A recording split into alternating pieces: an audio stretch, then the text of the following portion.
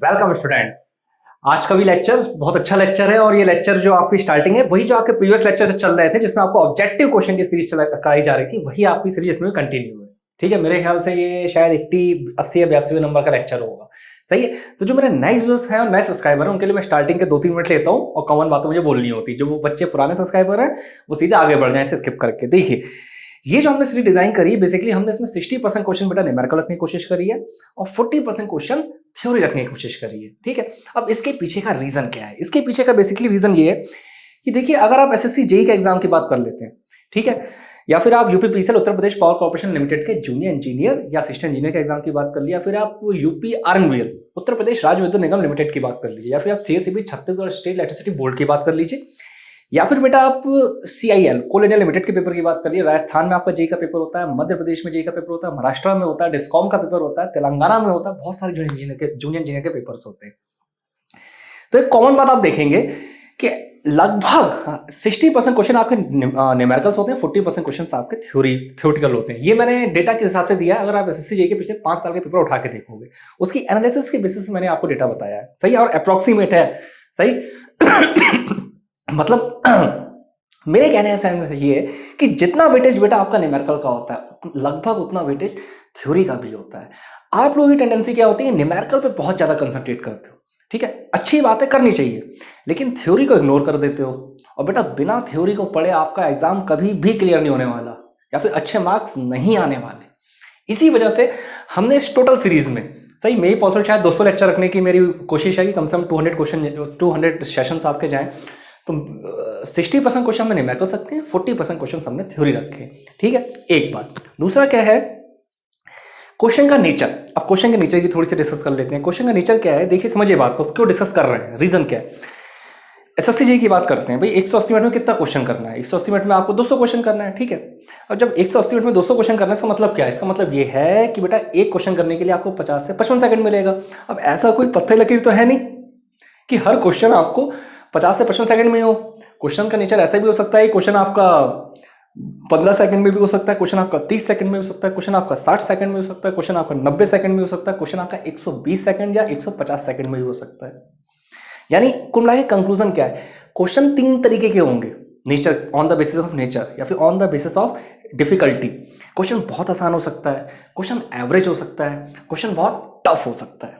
सही, अब आपकी टेंडेंसी क्या है, जो टफ क्वेश्चन होते हैं और कंसेप्चुअल क्वेश्चन होते हैं उसकी बहुत ज़्यादा प्रैक्टिस करोगे, बहुत ज़्यादा कंसंट्रेट करोगे, अच्छी बातें करनी चाहिए। लेकिन जो बेटा बिल्कुल आसान क्वेश्चन होते हैं उस पर ध्यान नहीं देते हो। सही है, अब आसान क्वेश्चन का क्या फायदा है, समझो बात को।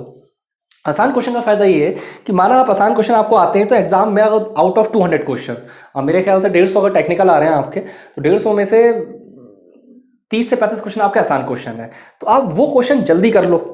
सही, अगर आपको आते हैं, अच्छी प्रैक्टिस है, तो जो कठिन क्वेश्चन है उसके लिए आपको टाइम ज़्यादा मिल जाएगा। सही, तो यहाँ पे हमने जो क्वेश्चंस की रेंज रखी है, हमने सबसे इलेक्ट्रिकल इंजीनियरिंग का सबसे आसान क्वेश्चन भी रखा है और हमने इलेक्ट्रिकल इंजीनियरिंग का सबसे कठिन क्वेश्चन भी रखा है। लेकिन गेट और ईएससी के पिछले 2-3 साल के क्वेश्चन नहीं इंक्लूड करें। क्यों नहीं इंक्लूड करें?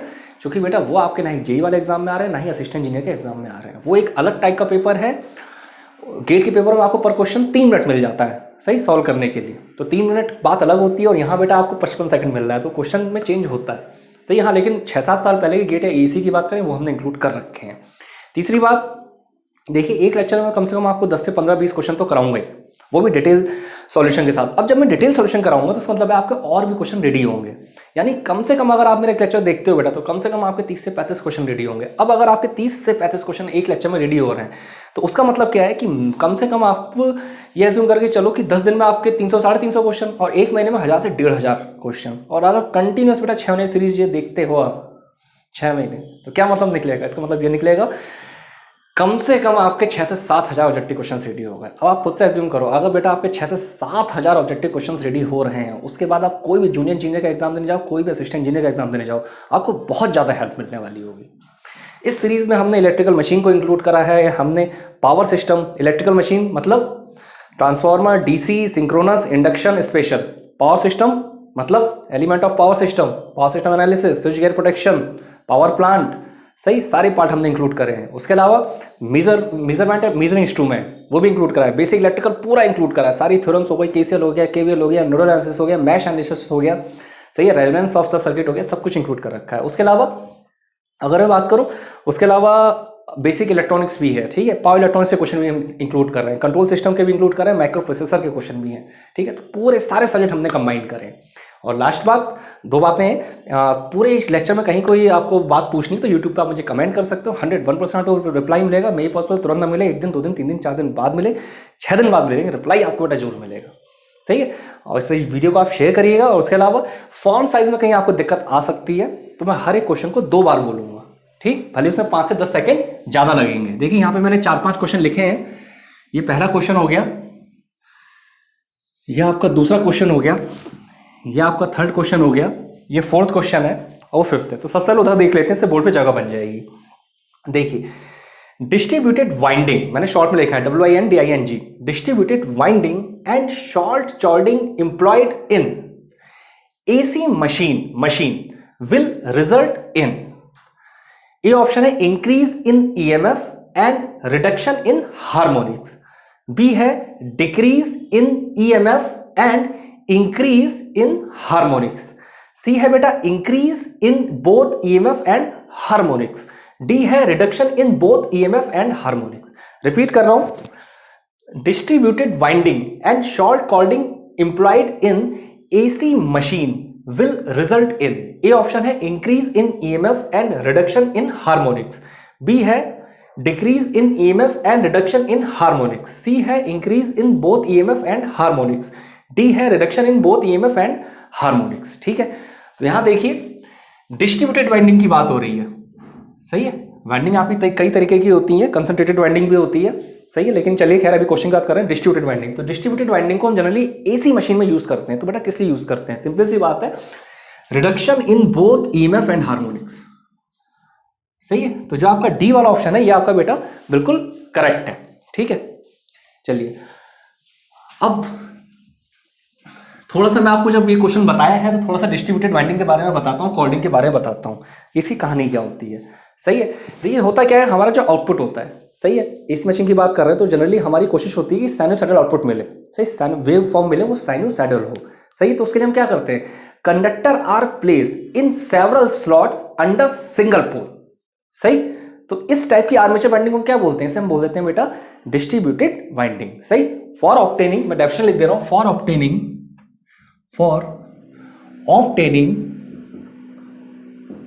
Smooth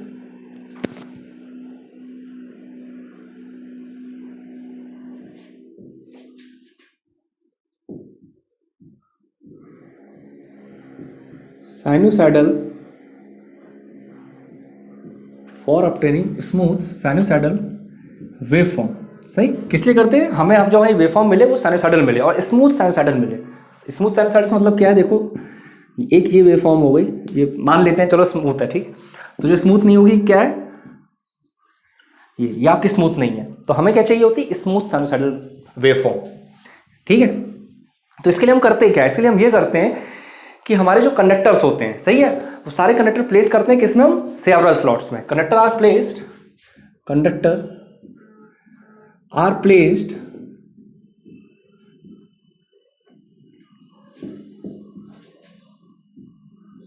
in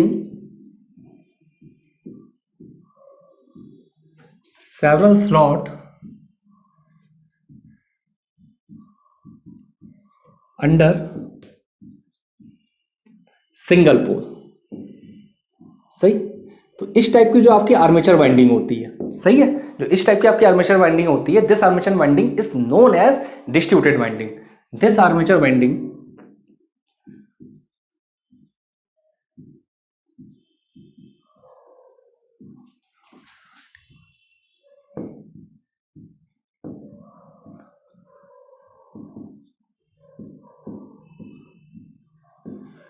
is known as distributed winding.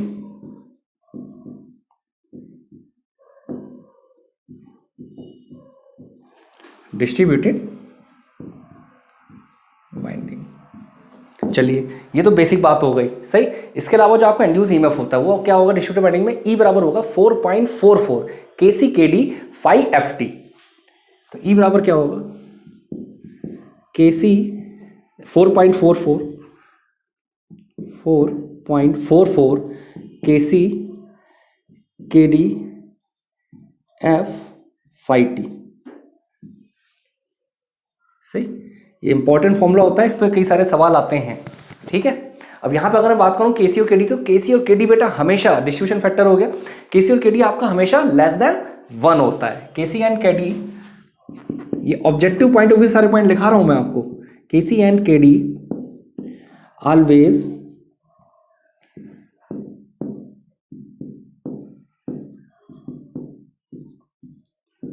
Less than 1, तो ये ऑब्जेक्टिव में पूछा जाता है। सही है, अब समझिए हमारी वहां जो क्वेश्चन था ऑब्जेक्टिव में डिस्ट्रीब्यूशन वाइंडिंग की बात हुई थी, शॉर्ट कॉर्डिंग की बात हुई थी। तो अगर मैं डिस्ट्रीब्यूशन वाइंडिंग की बात करता हूं तो डिस्ट्रीब्यूशन वाइंडिंग की कहानी क्या होती है, distribution winding eliminates high order harmonics.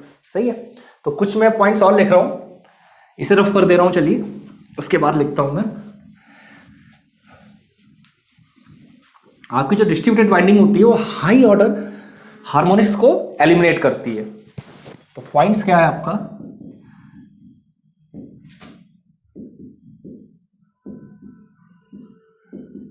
Distributed winding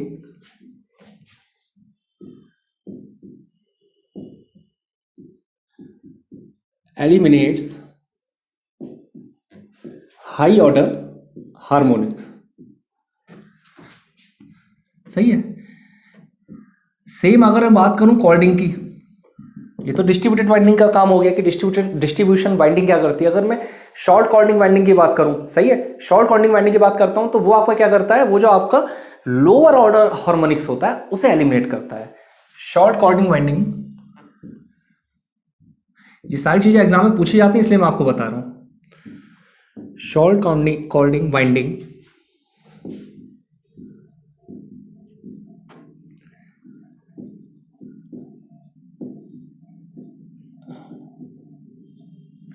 eliminates the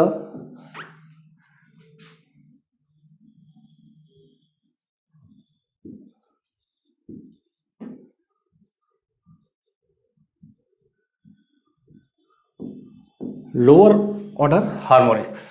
सही, ब्रैकेट में 5th and 7th।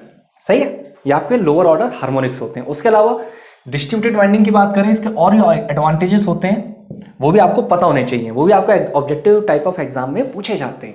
ठीक है, जैसे ये होता है जो डिस्ट्रीब्यूशन वाइंडिंग होती है, it also reduce harmonics EMF and wave form improvement, यानी जो आपका ईएमएफ में हार्मोनिक्स होता है वो भी आपको रिड्यूस करता है। It also reduce harmonic EMF, it also reduce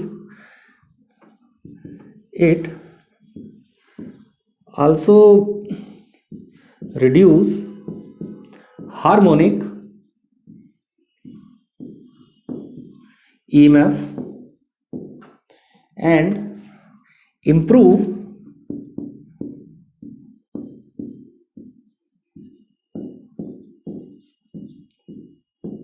waveform. एक बात हो गई। दूसरा आपका क्या है, दूसरा इंपॉर्टेंट पॉइंट क्या है, इट आल्सो डिमिनिश। सही, डिमिनिश किस चीज को करता है, आर्मेचर रिएक्शन होती है उसे डिमिनिश करता है। सही है, आर्मेचर रिएक्शन को। It also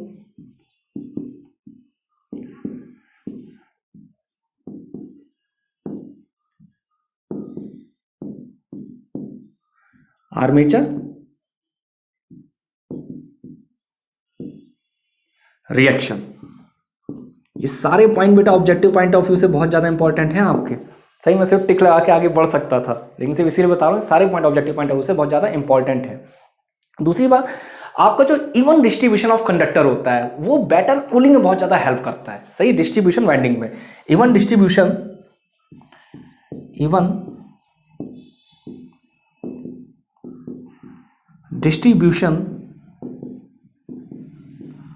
of conductor helps in cooling, in better cooling बोल दे रहा हूं, इन बेटर कूलिंग। ठीक है, तो ये सारे पॉइंट बेटा अपने नोट्स में लिखिए, ये सारे के सारे पॉइंट्स आपके लिए बहुत ज्यादा इंपॉर्टेंट है। चलिए इसके बाद नेक्स्ट क्वेश्चन देख लेते हैं।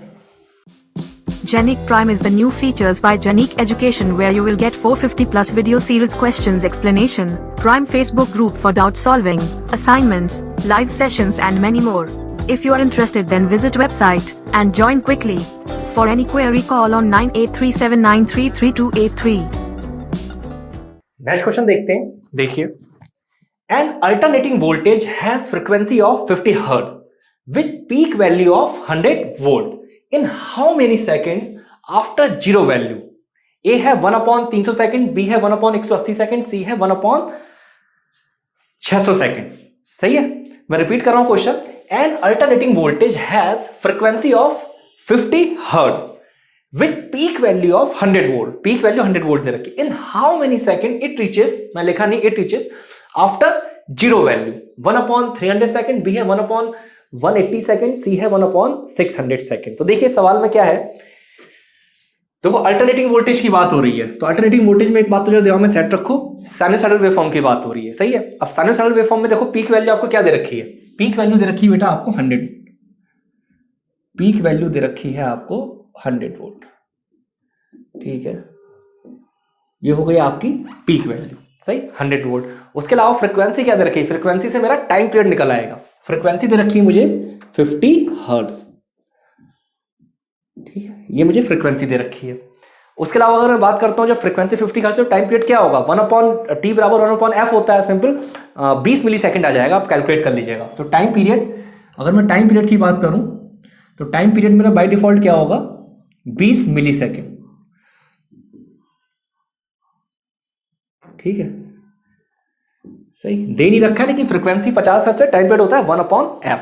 अब मैं कंसीडर क्या कर लेता हूं, साइन वेव, चूंकि मुझे अल्टरनेटिंग वोल्टेज दे रखा है, तो मैं क्या कर लेता हूं, कंसीडर कर लेता हूं साइन वेव फॉर्म को। सही है, तो late consider sine wave, late consider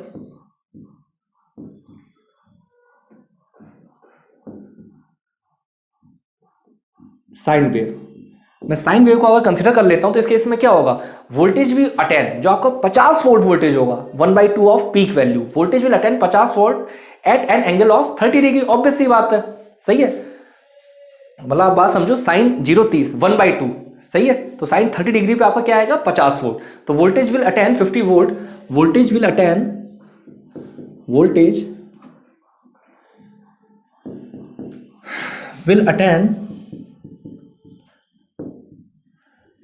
50 volt. सही, और कितने एंगल पे होगा, साइन 30 पे होगा ना, तो साइन 0/2 साइन 30 पे होगा, यानी at an angle of 30 degree, at an angle of 30 degree, at an angle of 30 degree. ठीक है, अब यहां पे अगर मैं बात करता हूं, मुझे टाइम पीरियड क्या दे रखा है, टाइम पीरियड 50 हर्ट्ज यानी 20 मिली सेकेंड दे रखा है, तो time period for 360 degree it is 20 millisecond. Time period for 360 degree, भाई पूरी साइकिल की बात हो रही है। सही है, time period for 360 degree it is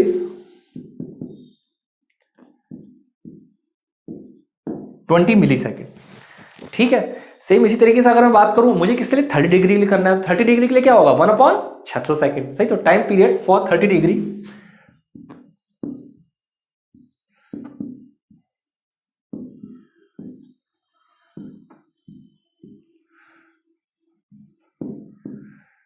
it is, भाई 360 का पता है मुझे, मैं डायरेक्ट बोल रहा हूं, तो मुझे 8 डिग्री का पता होगा, 1 डिग्री का पता, देखो 360 का क्या होगा, 20 डिग्री, तो एक का क्या हो जाएगा पता कर लूंगा, जब एक का पता चल जाएगा 30 पता चल जाएगा, सिंपल 1/600 सेकेंड। ये आपका आंसर आ जाएगा। मैं यहाँ कैलकुलेशन नहीं कर रहा हूं, सी वाला ऑप्शन बेटा आपका बिल्कुल करेक्ट होगा। तो बिल्कुल बेसिक सवाल था, कुछ इसमें ऐसा रॉकेट साइंस नहीं था। ठीक है, चलिए अब इसके बाद नेक्स्ट क्वेश्चन देखते हैं।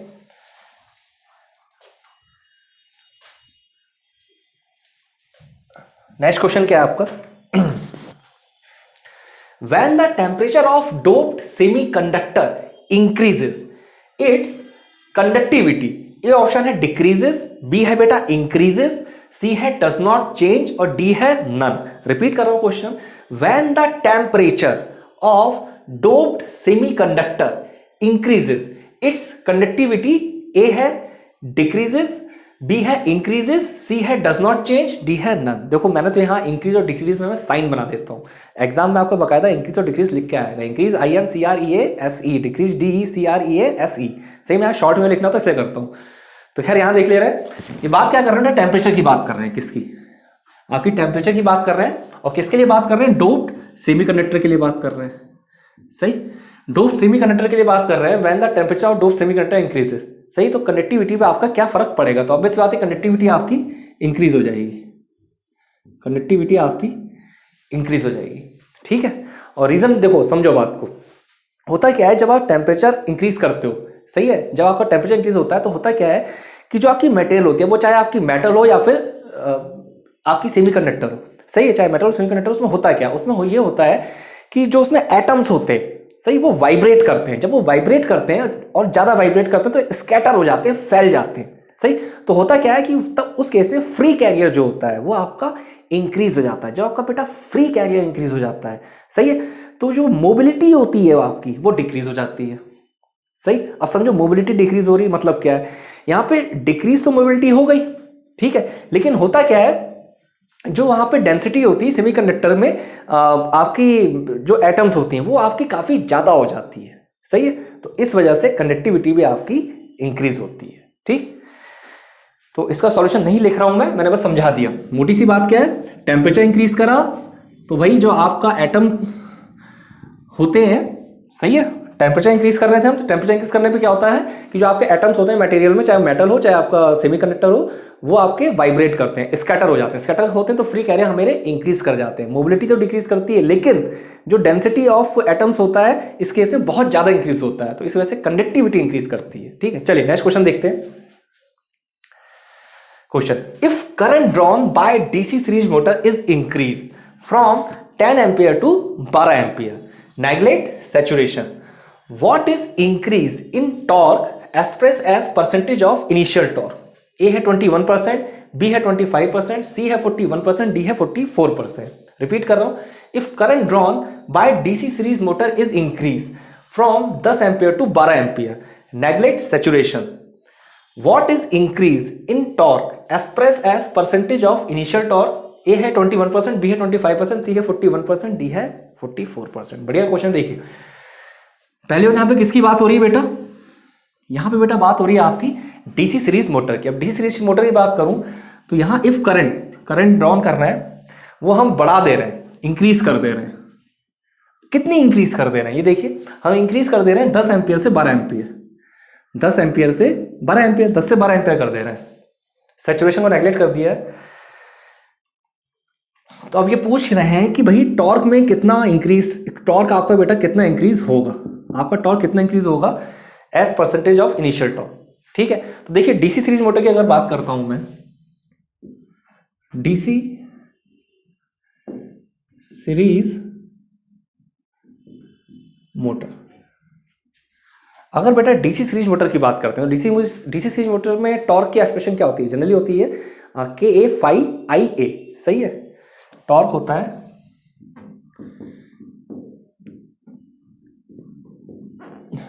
अब यहां पे देखिए आइए आपका क्या है, आइए आपका है बेटा आर्मेचर करंट। अब हमने सैचुरेशन को तो उन्होंने बोल ही दिया कि भाई सैचुरेशन को नेगलेक्ट करो, तो इसका मतलब क्या होगा, जो मेरा फाई होगा वो आई के प्रोपोर्शनल होगा। सही है, इफ नेगलेक्ट सैचुरेशन,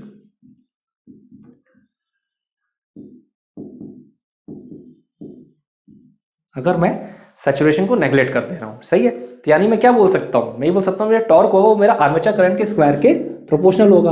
अच्छा, मैं ऐसा रिलेशन क्यों बना रहा हूं? क्योंकि वहां सवाल में जो पूछा गया है ना, सवाल में पूछा गया है करंट को जब मैं इंक्रीज कर रहा हूं 10 से 12 एम्पियर, तो इस केस में टॉर्क पे क्या इंपैक्ट आ रहा है, इसलिए मैं टॉर्क और करंट के बीच में एक्सप्रेशन बना रहा हूं, IA स्क्वायर। ठीक है, ये बात आपको समझ में आ गई। अब मेरे पास दो कंडीशन है। पहली कंडीशन क्या है, पहली कंडीशन में मैं बोल दे रहा हूं कि भाई मैं ऐसे नॉर्मल कर रहा हूं, पहले मेरी करंट क्या थी 10 एम्पियर, 10 एम्पियर में मेरा कुछ इनिशियल टॉर्क था। सही है, कुछ मेरा इनिशियल टॉर्क था, उसने बोल दिया T1। अब मैंने क्या करा, दूसरी कंडीशन मेरी क्या हो रही है, दूसरी कंडीशन हो रही है जब मेरी करंट 10 से 12 एम्पियर हो रही है, 10 से 12 एम्पियर हो रही है, तो 12, अब मेरी करंट क्या हो गई, आई बराबर 12 एम्पियर। और अगर मैं टॉर्क की बात करता हूं, ये मेरा T2, सही है। तो अगर मैं यहाँ पे T1 बाई T2 लिखता हूं तो क्या रिलेशन बनेगा, T1 बाई T2, सिंपल आ जाएगा 10/12 का स्क्वायर, सही है। इसे थोड़ा सा सिंप्लीफाई करते हैं तो देखते हैं सिंप्लीफाई करने पे क्या आता है आपका।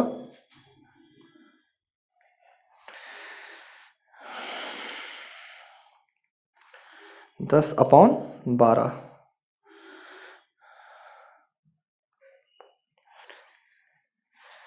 ये जो बेटा आपका 10/12 सॉल्व होकर आएगा, ये लगभग 1.44 आएगा, सही है, 1.44,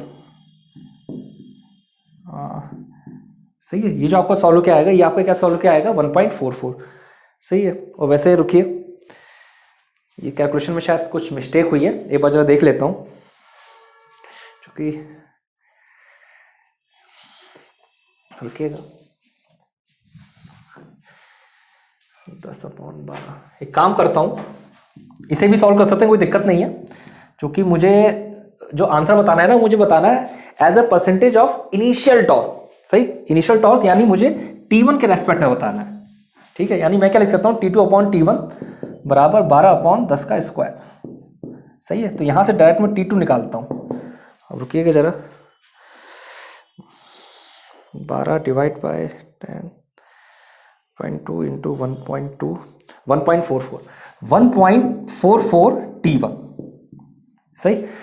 अभी भी सवाल पूरा नहीं हुआ है, 1.4 T1। तो अब बताओ किस पे टिक लगाओगे, ये बेटा T1 आपका इनिशियल था, अब क्या हो रहा है, T2 मेरा 1.44 T1, यानी 44%, सही है। T1 जो मेरा इंक्रीज करेगा, T1 increase by, sorry T1 increase नहीं करेगा, जो मेरा T2 इंक्रीज करेगा, T2 इंक्रीज बाय 44%, सही। तो कौन सा ऑप्शन करेक्ट होगा, मेरा डी वाला ऑप्शन बिल्कुल करेक्ट होगा, ठीक। चलिए मशीन पे ही पहुंच गए, अगला क्वेश्चन आपका फॉल्ट एनालिसिस का है। चलिए अगला क्वेश्चन अभी इसके बाद देखते हैं। तो यहां पे सिंपल आपको रिलेशन डेवलप करना था टॉर्क और करंट के बीच में, और किस केस में, डीसी सीरीज मोटर के केस में आपको रिलेशन फाइंड आउट करना था, ठीक है। चलिए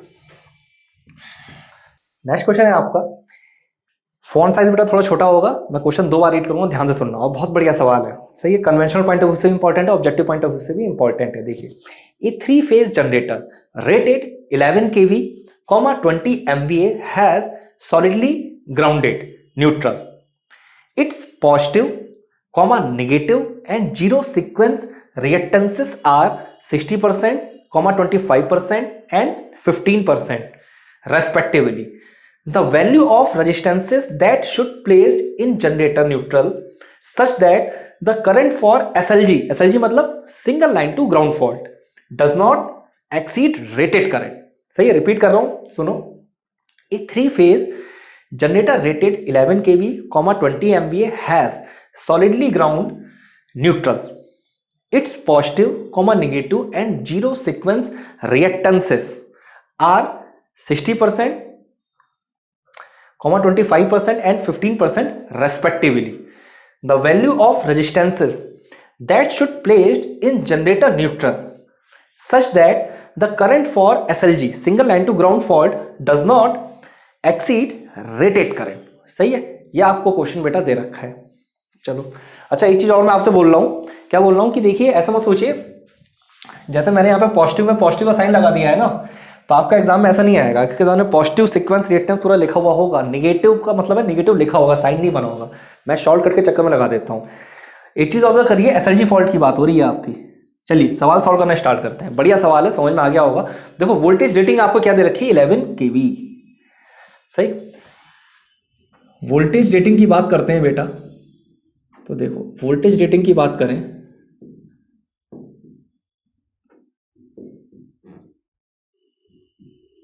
तो वोल्टेज रेटिंग आपको क्या दे रखी है, 11 kV, सही। ऐसे अगर मैं एमवी रेटिंग की बात करूं तो बेटा एमवी रेटिंग क्या दे रखी है, एमवी रेटिंग आपको दे रखी है 20 MVA,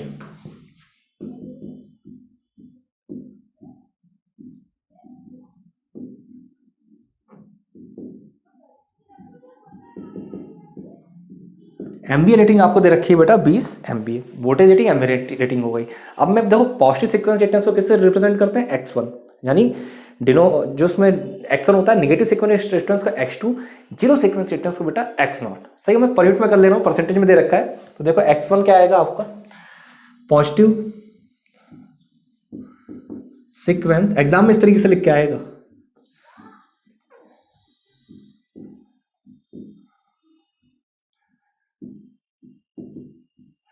अगर मैं पॉजिटिव सीक्वेंस रिएक्टेंस की बात करता हूँ वो आपका सिंपल होगा x1। सही, तो यहाँ परसेंटेज में दे रहा है, पर यूनिट में कर ले रहा हूँ 60%, तो मैं पर यूनिट में बोल रहा हूँ तो कितना सिंपल हो जाएगा मेरा 0.6 पर यूनिट, 0.6 पर यूनिट। ठीक है, सेम इसी तरीके से नेगेटिव सीक्वेंस रिएक्टेंस की बात करते हैं बेटा, तो वो क्या है आपका x2। तो अगर x2 की बात करूं तो x2 क्या है आपका, नेगेटिव सीक्वेंस 25%, ये पॉजिटिव था, ये नेगेटिव था, ये जीरो था, ये 60%, 25%, 15%। सही है, तो नेगेटिव सीक्वेंस रिएक्टेंस क्या हो जाएगा मेरा 0.25 per unit.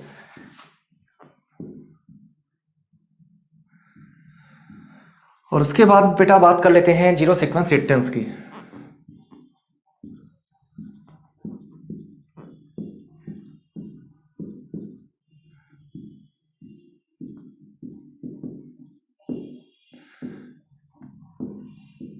Zero sequence reactance कितना दे रखा है 15%। सही, यानी इसे मैं क्या लिख लूंगा 0.15 पर यूनिट।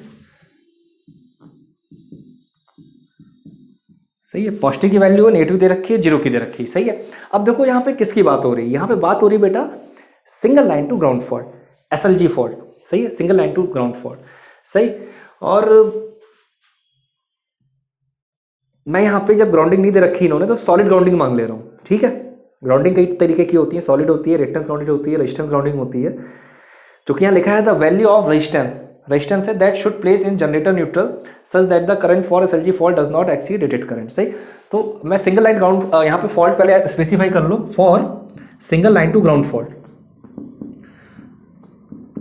फॉर इसका पहले आपको फॉर्मूला पता होना चाहिए, बहुत डिटेल में पढ़ा रखा है मैंने सारा फॉल्ट। अगर आप यूट्यूब पे कमेंट करोगे तो मैं वो लेक्चर आपको शेयर कर दूंगा, मैंने सारे फॉल्ट बहुत डिटेल में पढ़ा रखे हैं। सही है, तो देखिए for single line to ground fault for a solidly ground, अगर मैं सॉलिडली ग्राउंड की बात करता हूँ, solidly ground is neutral fault. सही, तो जो फॉल्ट करंट होती है उसका फॉर्मूला क्या होता है, for solidly neutral comma fault current यानी IF, फॉल्ट करंट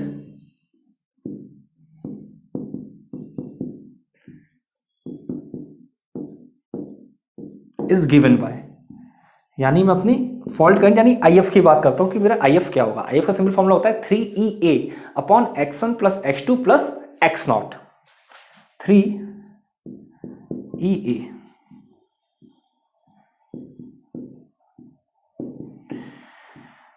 सही है, यहां पे IF क्या हो गया, IF हो गया आपका फॉल्ट करंट, x1 क्या हो गया पॉजिटिव सीक्वेंस रिएक्टेंस, x2 क्या हो गया नेगेटिव सीक्वेंस रिएक्टेंस, x0 क्या हो गया जीरो सीक्वेंस रिएक्टेंस। सही, अब मैं मान ले रहा हूं ये कह रहे हैं भाई रजिस्टर, ये इन्होंने क्या बोला, ये वैल्यू पूछे रेजिस्टेंस की, इस सवाल में आपसे पूछे था वैल्यू ऑफ रेजिस्टेंस, ये आपसे पूछा जा रहा है बेटा कि रेजिस्टेंस की वैल्यू क्या होगी कि फॉल्ट करंट रेटेड करंट से एक्सीड ना करे। सही है, तो हम कितने ओम का रेजिस्टेंस लगा दें, कितने पर यूनिट में फॉर्मूला है आपका, कितने पर यूनिट का रेजिस्टेंस लगा दें, तो अपने मन से एज्यूम कर ले रहे हैं लेट Rn, न्यूट्रल का रेजिस्टेंस हो गया Rn, let Rn be reactance to be added in neutral, let Rn B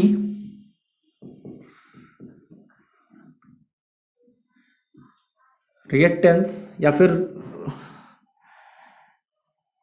चलिए लेट Rn बी रेजिस्टेंस, इतना फर्क नहीं पड़ेगा यहां पे, to be added in neutral. सही, और न्यूट्रल में क्यों लगा रहे हैं हम, क्योंकि हमारी जो फॉल्ट करंट है वो रेटेड करंट से ज़्यादा ना हो जाए, neutral to limit the fault current to rated current.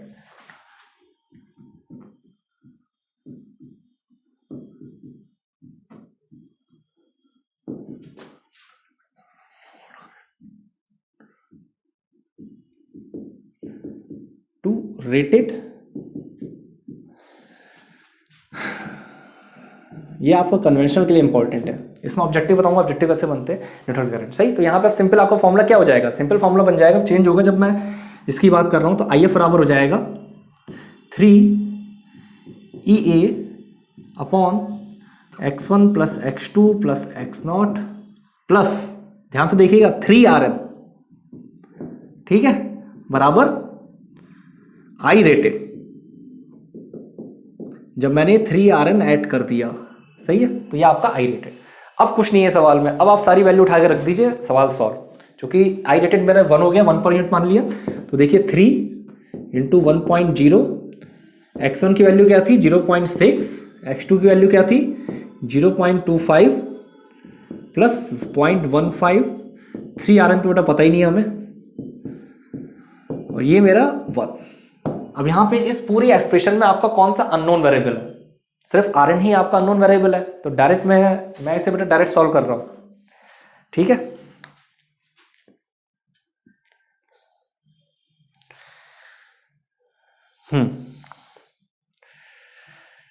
ये आपका उधर चला जाएगा 0.6, 0.25, 0.6 प्लस 0.25 divide by 3 divide by 1 equal to, ये इधर चला जाएगा,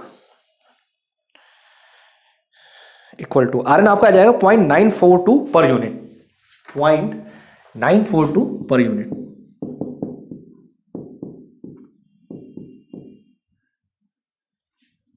ठीक है, चलिए सवाल आपका हो गया, ठीक है। ऑप्शंस नहीं दे रखे थे, कोई बात नहीं। तो समझो अब कई बच्चों के माइंड में क्या चल रहा होगा, कई बच्चों के माइंड में चल रहा होगा कि सर ऑब्जेक्टिव सीरीज करा रहे हो तो बड़ा सवाल करा रहे हैं। तो बेटा ऐसे क्वेश्चन कभी कभार आने की पॉसिबिलिटीज आपकी होती हैं, सही है, लेकिन इसमें ऐसा मत सोचो कि इससे ऑब्जेक्टिव क्वेश्चन आपके रेडी नहीं होंगे। भाई इतनी दुनियादारी ना देखिए, आपको डायरेक्ट इस फॉर्मूले का यूज हो जाएगा ऑब्जेक्टिव क्वेश्चन के लिए, ठीक है, या फिर डायरेक्ट इस फॉर्मूले का यूज हो जाएगा ऑब्जेक्टिव क्वेश्चन के लिए। तो मैं कई बार वैसे ही बोल चुका हूँ और जनरली बोलता ही हूँ कि ऐसा नहीं है कि क्वेश्चन को आपको सिर्फ ऑब्जेक्टिव पॉइंट ऑफ व्यू से या सब्जेक्टिव पॉइंट ऑफ व्यू से लेना है। आपकी टेंडेंसी क्या होनी चाहिए कि भाई आपको कितना ज्यादा सीखने को मिल रहा है, वो चीज देखो, सही। अभी हो सकता है मैं आपको SSC JEE के भी कुछ सब्जेक्टिव न्यूमेरिकल्स कुछ, सही, अभी ऑब्जेक्टिव में ही कराऊं, सही, लेकिन उनकी इंपॉर्टेंस है, क्योंकि भले वो कन्वेंशनल के सवाल है लेकिन उनसे बहुत सारे आपके ऑब्जेक्टिव क्वेश्चंस बनते हैं, ठीक है। चलिए पावर सिस्टम का भी एक क्वेश्चन हो गया। अब देखते हैं इसके बाद कौन से क्वेश्चन है हमारे। मेरे ख्याल से 5 क्वेश्चन हुए अभी हमारे। नेक्स्ट क्वेश्चन देखते हैं। यहाँ बेटा मैंने 5 क्वेश्चन लिखे हैं आपके। ये पहला क्वेश्चन है आपका, ये दूसरा क्वेश्चन है, ये थर्ड क्वेश्चन है, ये फोर्थ और ये फिफ्थ, ठीक है। तो पहले ये वाला क्वेश्चन देख लेते हैं। देखिए क्वेश्चन क्या है आपका, the magnetic flux linking a coil having 200 turns is 40 milli per weber, ठीक है। Calculate average EMF involved induced in coil if this magnetic flux is reversed in time of 5 milli seconds. A है बेटा 3200, B है 4000, सी है 4200। Repeat कर रहा हूं, the magnetic flux linking a coil having 200 turns is 40 milli per weber. Calculate average EMF involved induced in coil if this magnetic flux is reversed in time of 5 milliseconds। A है 3200, B है 4000, C है आपका 4200। तो देखो यहां सवाल में data क्या दे रखा है, देखिए नंबर ऑफ टर्न्स आपको बेटा क्या दे रखे हैं, बढ़िया सवाल है आपका। नंबर ऑफ टर्न्स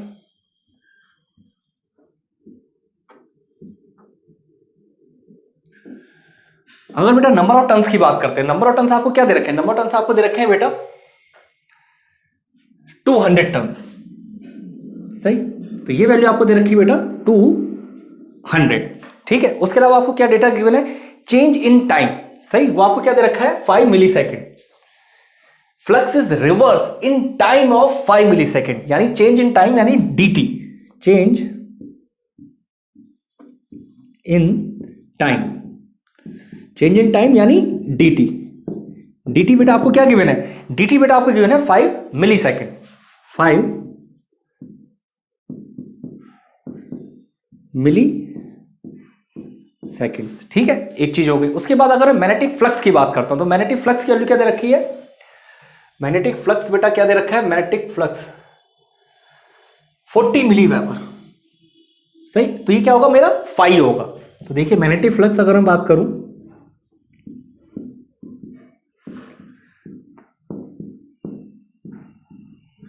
फाई, वो क्या होगा मेरा? 40 मिली वेबर। सही है, ये मेरा क्या हो जाएगा? Magnetic flux. सही। अब यहां पे मैं बात बोल रहा हूं, यहां पे बेटा सवाल में थोड़ा सा चेंज है, समझो। मतलब चेंज क्या है, थोड़ा सा अच्छा सवाल है ये। यहां देखो लाइन क्या लिखी, if this magnetic flux, if this magnetic flux is reversed, if this magnetic flux is reversed in time of 5 milli seconds. सही, if this magnetic flux is reversed in time of 5 milli second. Repeat कर रहा हूं, if this magnetic flux is reverse, यानी magnetic flux आपका reversed हो रहा है। सही है। अब आपका फ्लक्स रिवर्स हो रहा है मतलब क्या है कि 40 प्लस 40 मिली वेबर से माइनस का 40 मिली वेबर। सही, since flux is reverse, since, पूरी थ्योरी लिख दे रहा हूं मैं, से आपको कोई समझने दिक्कत ना है। Since flux is reversed from 40 plus का 40 वेबर टू माइनस 40 वेबर। सही है, प्लस 40 से माइनस 40। ठीक है, तो यानी अब आपका डी, अगर मैं डी फाई की बात करूं, सही, यानी चेंज इन फ्लक्स आपका क्या होगा? चेंज इन फ्लक्स आपका होगा देन चेंज इन फ्लक्स। देखिए चेंज इन फ्लक्स क्या होगा? 40 माइनस का 40 इक्वल टू 80 मिली वेबर। सही, 80 मिली वेबर। यहां पे ये मिली वेबर होगा। ठीक है, वो लिख दिया होगा मैंने, ये भी आपका मिली वेबर होगा। सही, तो 80 मिली वेबर आपका क्या हो गया? ये आपका हो जाएगा बेटा डी फाई। सही, यानी dt आपको पता है 5 मिली सेकेंड, आपको बेटा डी फाई पता है। डी फाई कितना है बेटा आपका? 80 मिली वेबर। सही है, तो एवरेज इंड्यूस ईएमएफ आपका क्या होगा? आपको एवरेज इंड्यूस ईएमएफ निकालना है। एवरेज इंड्यूस ईएमएफ ई, अगर मैं एवरेज इंड्यूस ईएमएफ की बात करूं तो वो आपका क्या होगा? n divide by dt। ये सिंपल फॉर्मूला होता है आपका इंड्यूस ईएमएफ का। अब यहां पे आपको सारी वैल्यू पता ही है। सही है, n आपका क्या हो गया? n यहां पे हो गया नंबर ऑफ टर्न्स, यानी 200 हो गया। डिफाई आपको पता है, dt पता है, तो वैल्यू रख लीजिए सिंपल 200। डिफाई की बात करूं, डिफाई कितना है? डिफाई है बेटा 80 मिली वेबर, यानी 80 इंटू 10 टू की पावर माइनस का 3, 80 इंटू 10 टू की पावर माइनस का 3 डिवाइड बाय dt। अगर dt की बात करूंगा, dt कितना है आपका? 5 मिली सेकेंड। 5 मिली सेकेंड यानी 5 इंटू 10 टू की पावर माइनस 3। तो इसे सॉल्व कर लो बेटा। सही, 40 और 8 पंजे 40। ये जो बेटा आपको सॉल्व क्या आ जाएगा? ये आपका आ जाएगा 3200 वोल्ट। 800 32 3200 वोल्ट, ये आपका करेक्ट आंसर आ जाएगा। ठीक है, यानी ए वाला आंसर आपका बिल्कुल करेक्ट है। यहां पे इस सवाल में अच्छी बात क्या थी, इस सवाल में बच्चे गलती कहाँ करते हैं? बच्चे यहां गलती कर देते हैं कि जो डिफाई लिखते हैं वो 40 मिली वेबर लिख देते हैं। सही, जबकि यहाँ पे स्पेसिफाइड लाइन है रिवर्स इन टाइम, कि ये आपका रिवर्स हो रहा है। तो ऑब्वियस बात है, जब रिवर्स होगा तो उस केस में प्लस 40 से लेके माइनस 40 तक रिवर्स होगा। यानी चेंज इन फ्लक्स की बात करेंगे तो चेंज इन फ्लक्स बेटा आपका कितना हो जाएगा?